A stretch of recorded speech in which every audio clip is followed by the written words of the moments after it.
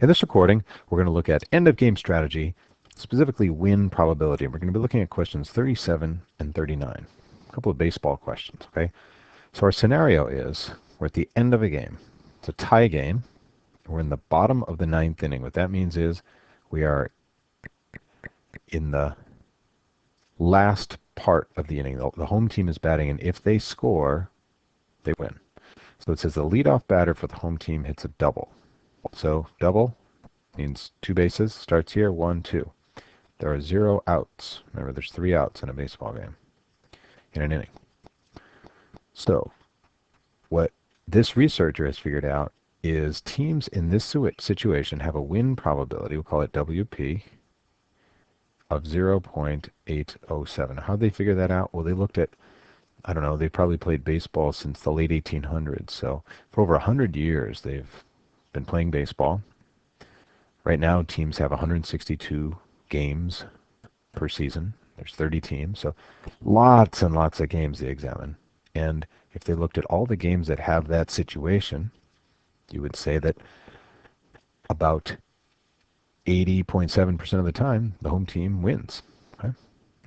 And now, what we're going to try to do is balance that situation, that safe strategy of just kind of staying there and waiting for a hit, with an aggressive strategy. What it says is the home team only needs 1 run, so some managers will have the next player attempt a sacrifice bunt. Okay, so the bunt will allow this guy that's on second to get over here to third, and the guy that's batting will probably get out, so it's a sacrifice. He'll hit a little hit that goes in this area, and meaning he'll make contact, but he'll probably get thrown out. So now we have 1 out, okay, and a guy on third. And if that happens, and it's successful, our win probability increases slightly. Okay? But there is some risk involved.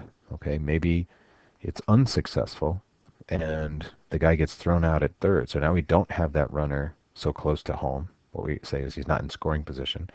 We do have our runner on first base and there's 1 out. Okay. So the guy didn't make it to third. So we have a lower win probability. Now it's 637. So you can see that this is better than it would have been if we just stayed at second.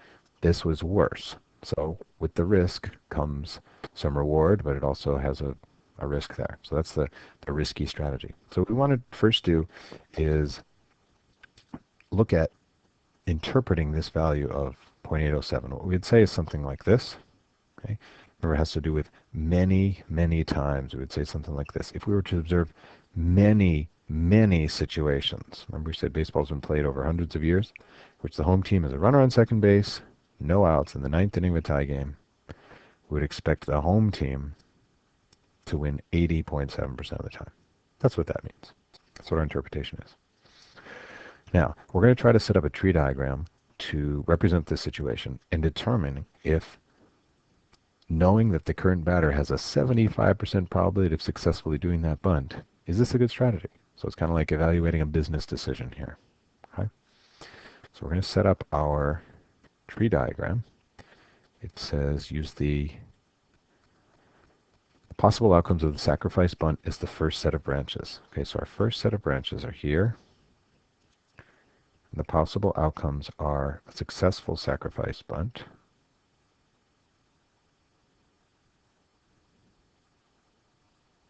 it's going to abbreviate sac bunt, and the other option would be an unsuccessful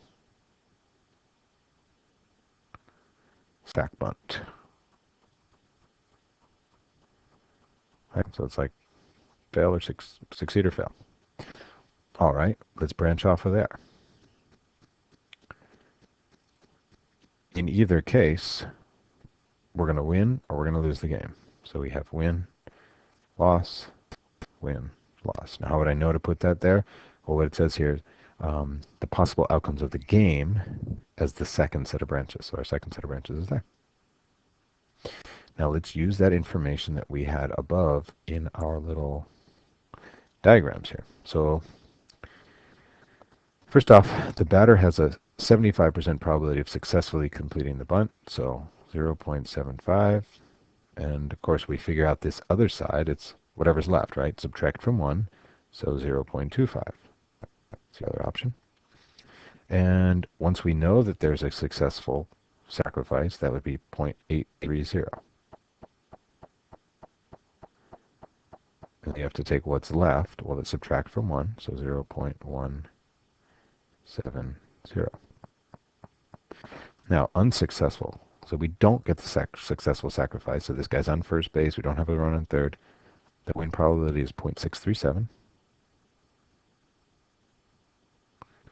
And then subtract from 1 to figure out what this edge for the loss would be. And I've got 0.363. All right. And now we're going to compute the overall win probability. So I'm going to use the general multiplication rule. I'm going to multiply this probability times this probability because it's a successful sacrifice bunt and win. So multiply 0.830 times 0.75 and I get 0.6225. If I multiply 0.75 by 0.170, I get 0.1275, right? Now I'm going to use the general multiplication rule down here. Unsuccessful bunt and a win. Multiply those, 0.1593, and 0.25 times this number, 0.0908. I'm going to tighten that up a little bit. It just got a little bit spread out there. Wasn't concentrating on that. Cool. All right. There's our representation. So for us to determine whether it's a good strategy or not, we're going to compare it with the probability of staying put. So our probability of just hanging on second base and letting the game kind of unfold as it does is 0.807. If we're aggressive, these are our two outcomes. Be successful, get a win. Be unsuccessful, get a win. I'm going to add both of these up. So 0.6225 plus 0.1593. Add those up, and what you get is 0.7818. Now the question is, does that justify us taking this risk? Is this a good enough win probability to make it better than this? So our answer to part C here is attempting the sacrifice bunt a good strategy? Well, no, it's not. Okay? The probability of them winning if they attempt the sacrifice bunt is right here, 0.7818. This is lower than the probability of winning than the win probability would have been if they do not attempt the sacrifice bunt. Remember, if they just stay on third base, or excuse me, second base? This is not a good strategy. All right, let's grab this tree diagram right here and use it for our second question.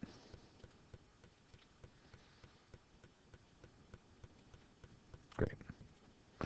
Get rid of all these probabilities. Those are unneeded. Right. Now we're going to look at a slightly different version of this question. It says if a different hitter were to hit in this situation, what's the minimum probability of success in order to make this a good strategy? Okay. Of course, if we knew that the batter would be successful 100% of the time, meaning we would always jump up to here, then we would do it, right? Because 0.830 is better than 0.807.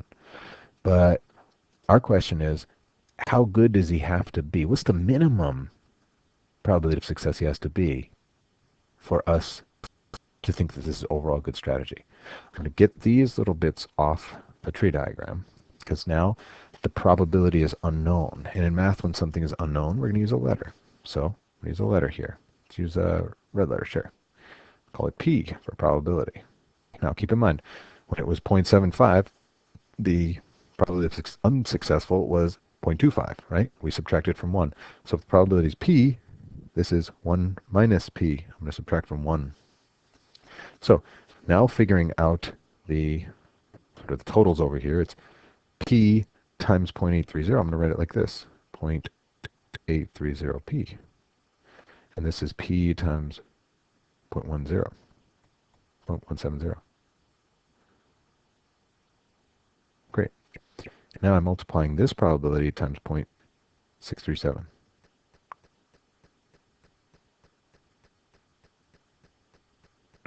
And then finally, multiply the probability of getting a loss in that situation by 1 minus p. Okay. Now, our question is, at what point does this become better than the probability of staying on second base and not risking the bunt? So we're comparing it with 0.807. So back over here, we're going to do our calculation. Okay. And it's going to be something like this. This is the risky strategy of the bunt. We want that to be greater than the safe strategy of just staying on second base. So the safe strategy was 0.807 win probability. The risky strategy combines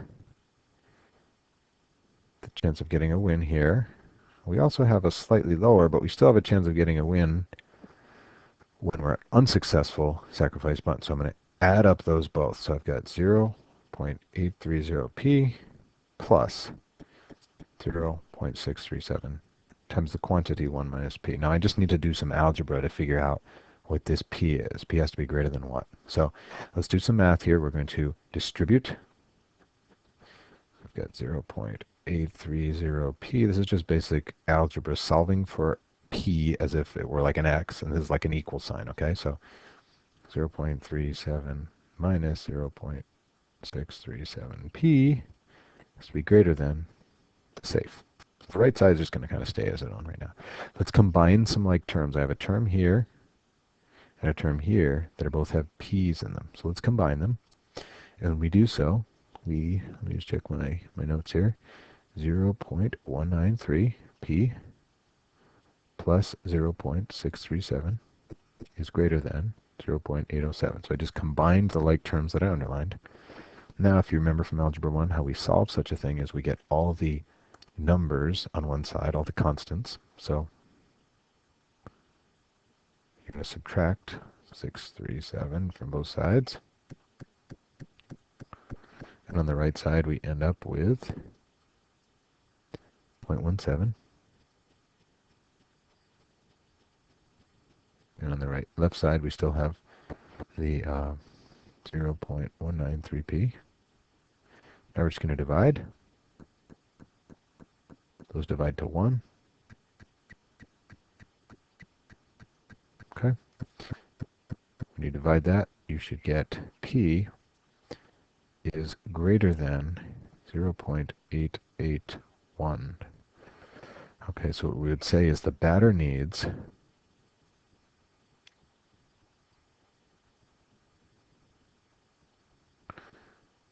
at least an 88.1% chance of success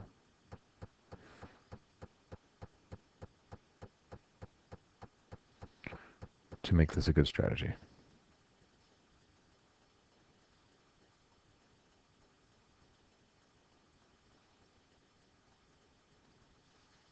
Thanks for watching.